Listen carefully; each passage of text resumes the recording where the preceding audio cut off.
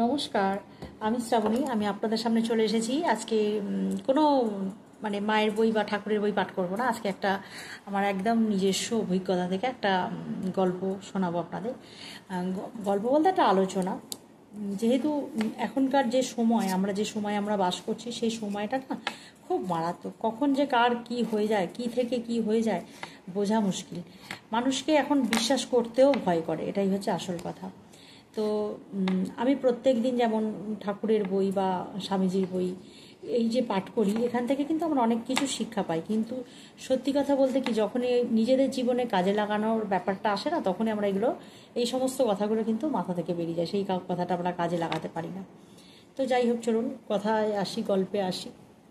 যেটা হচ্ছে যে আমারই ছোটোবেলার এক বান্ধবী, আমি নাম বলবো না, যারা আমাকে এতদিন চিনছেন বা দেখছেন তারা জানেন যে আমার ছোটোবেলাটা আমার ওই শ্যামনগরে কেটেছে।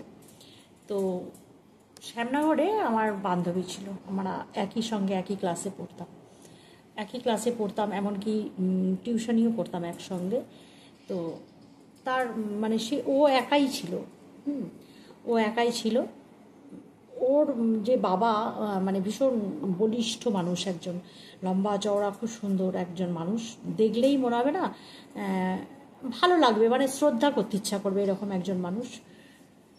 তো আমরা যখন বিকেলবেলায় প্রত্যেক দিন, তখন আমাদের ছোটোবেলাটা তো অন্য রকম ছিল। যারা আমার বয়সী তারা জানবেন যে আমাদের ছোটোবেলাটা আমরা ছেলেমেয়েরা প্রত্যেকে কিন্তু মাঠে গিয়ে খেলতাম, বা একটু খেলার জায়গা ছিল। এখন যেমন সবাই সবসময় ঘরের ভেতর, তারপরে এত অতিরিক্ত পড়াশোনার চাপ যে কিছু মানুষ তো ভাবতেই পারে না যে বিকেলবেলা খেলা যায়, এরকম একটা ব্যাপার। কিন্তু আমাদের যে সময়টা আমরা কাটিয়ে এসেছি, সেই সময় আমরা খেলাধুলো করেছি অনেকটাই। তো বিকেলবেলা প্রত্যেক দিন ওই 4টে থেকে 4:30-এর মধ্যে খেলতে বেরোতাম। তার আগে না যার আগে হয়ে যেত, যে আগে রেডি হয়ে যেত, সে আবার আরেকজনকে ডাকতে যেত। তো সেরকম কখনো ও আমাদের বাড়ি ডাকতে এসেছে, আবার আমরাও কখনো ওর বাড়িতে গেছি ডাকতে। তো ওর মাও ভীষণ ভালো মানুষ ছিল। আমরা ডাকতে গেলে ঘরে বসতে বলতো। ও হয়তো ও একটু তখন ছোটো, তো একটু বায়না করতো কোনো কিছু, বা ও অনেকক্ষণ ঘুমিয়ে থাকলে তারপরে ঘুম থেকে উঠে ওর এরকম একটা অভ্যাস ছিল যে মিনিট পাঁচে কাঁদবে বসে বসে, যে কোনো কিছু নিয়ে একটা বায়না ছিল, এরকম আর কি ব্যাপারটা।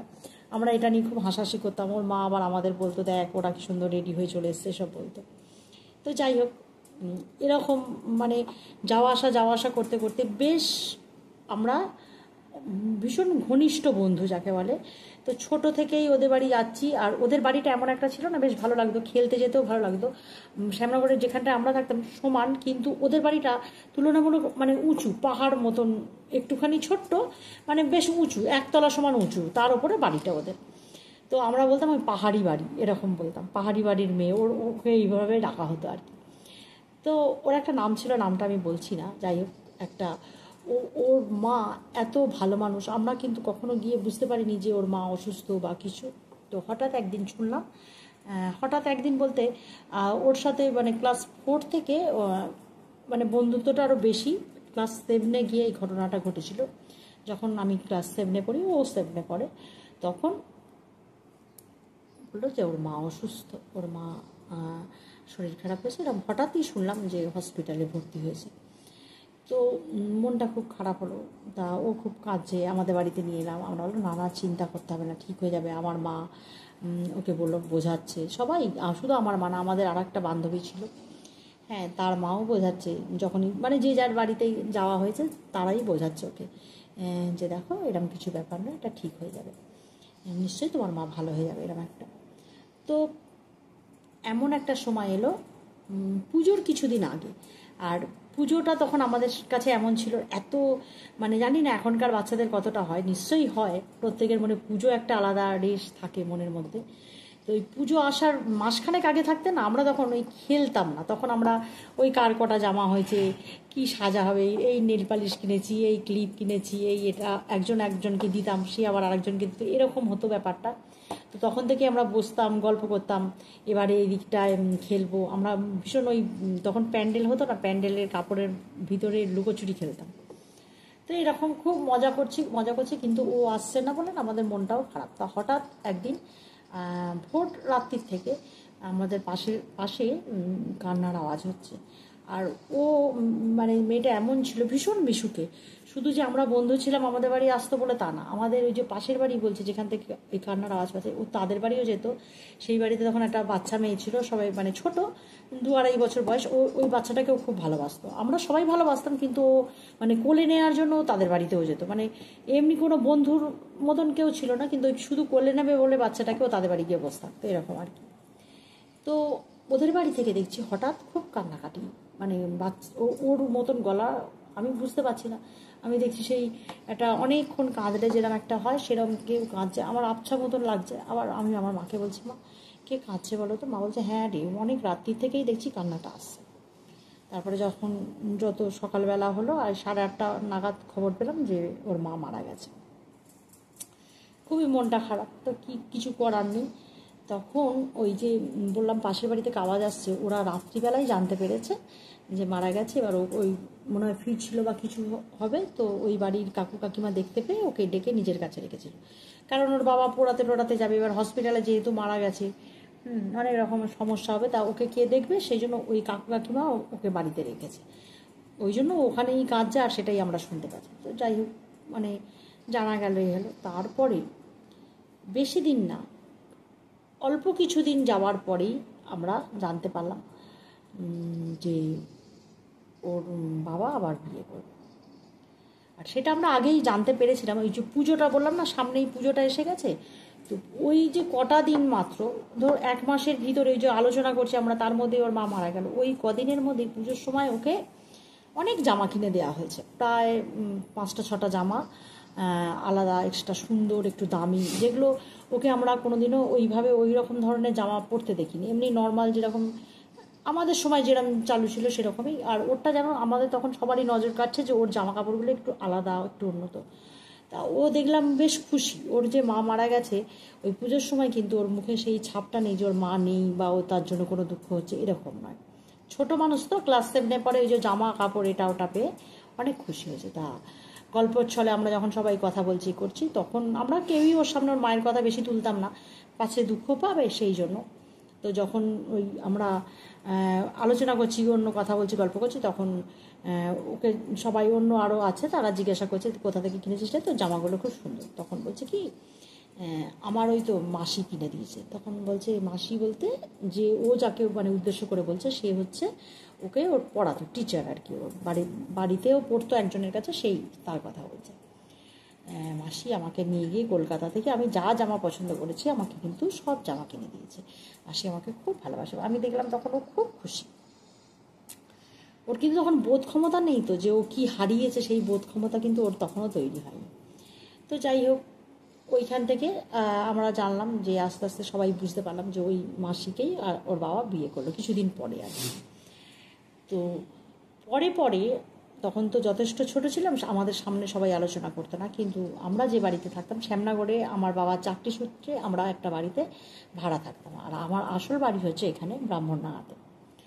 তো ওই যে বাড়িটা আমরা ভাড়া থাকতাম, ওই বাড়িওয়ালা জেঠিমা, আমার মা, আরও আরেকজন দুজন ভাড়া থাকতো। তখন তারা আলোচনা করছে যে ওই মাসি মানে কিছু একটা গণ্ডগোল করেছে, যার যে কারণে ওর মা কিন্তু অত তাড়াতাড়ি না হলে মারা যেত। তো এখান থেকে আমরা তো একটা শিক্ষা নিতেই পারি, তাই না, যে এমন কিছু মানুষকে বিশ্বাস করব না, যাকে এমনভাবে বিশ্বাস করব না যে সেই বিশ্বাসটা আমাদের ওপরেই একদম সেই খড়গ হয়ে দাঁড়ায়, যে একটু এদিক ওদিক হলেই খড়গটা ঘাড়ের ওপর পড়বে আর গলাটা কেটে যাবে, এরম যেন না হয়, এটাই হচ্ছে ব্যাপার। তো আমরা যখন আস্তে আস্তে জানতে ওই যে অত খুশি অত কিছু, ওটা কিন্তু বেশি দিনের জন্য নয়, ওটা ওই 1 বছরের জন্য হলো। অত খুশিটা ওর আবার ভালো করে আলাদা টিচার দেওয়া হলো, আমাদের সাথে যে পড়তে আসতো সেখানে সেটা বন্ধ করে দেওয়া হলো, ওকে বাড়িতে টিচার রেখে আলাদাভাবে পড়ানো হলো। এবার ক্রমশ দেখছি ওর স্কুল যাওয়া কমে যাচ্ছে আস্তে আস্তে। আমরা যদি কিছু বলতাম না এই শরীর খারাপ, এই মাসি বললো তোর শরীর খারাপ, তোকে স্কুলে যেতে হবে না, মানে এত অত্যাধিক কেয়ার আর কি, যেটা ওর মাও কখনো বোধহয় অতটা করেনি ওকে। তো যাই হোক, তাতে ও কিন্তু খুশি ছিল, ও খালি ভাবতো যে মানে ওর মায়ের ভালোবাসাটাও ভুলে গিয়েছিল। কিন্তু কিছুদিন পরে যখন ওই মাসির একটা বাচ্চা হলো, একটা বোন হলো ওর, তখন রীতিমতো সেই বোনের আয়া হয়ে গেল। হ্যাঁ, ওর কিন্তু পড়াশোনা তখন বন্ধ হয়ে গেল, বোনকে দেখতে হবে, স্কুল যেতে হবে না, মানে ওই করে করে আবার ও 1 বছর কাটালো। তারপরের বছর পুরোপুরি ওর পড়াটা বন্ধ হয়ে গেল, শোনা গেল যে এবার নাকি ওর পাত্র দেখা হবে, ওকে বিয়ে দিয়ে দেওয়া হবে।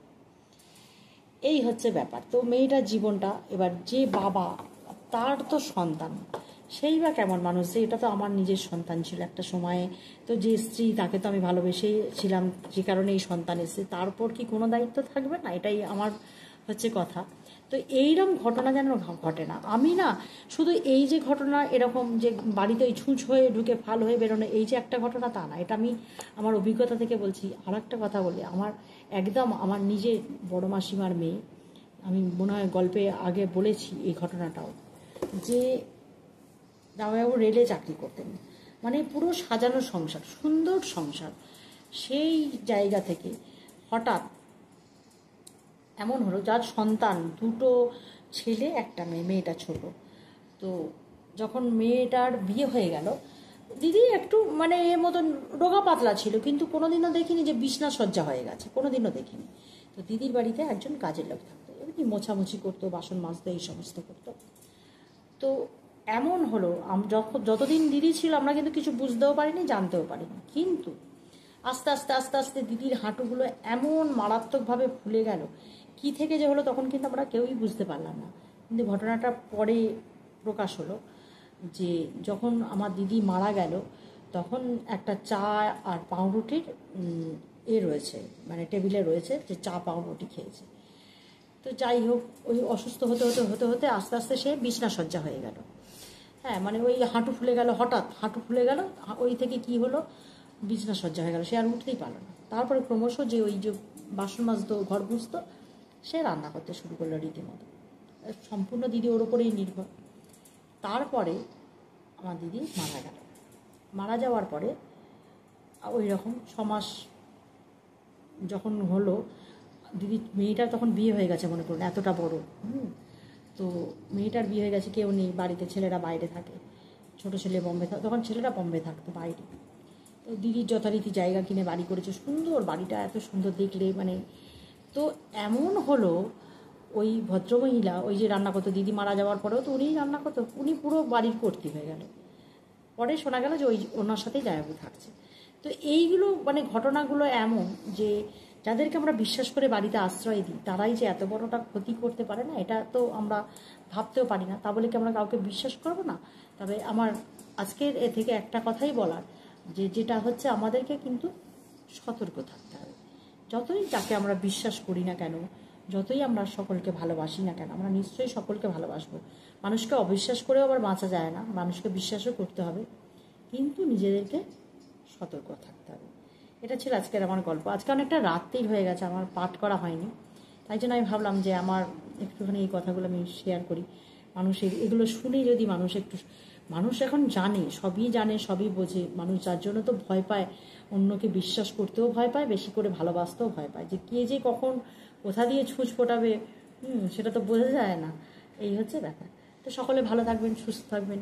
চললাম আজকে এই পর্যন্তই, আবার আসবো অন্য কোনো দিন অন্য কোনো আলোচনা বা পাঠ নিয়ে।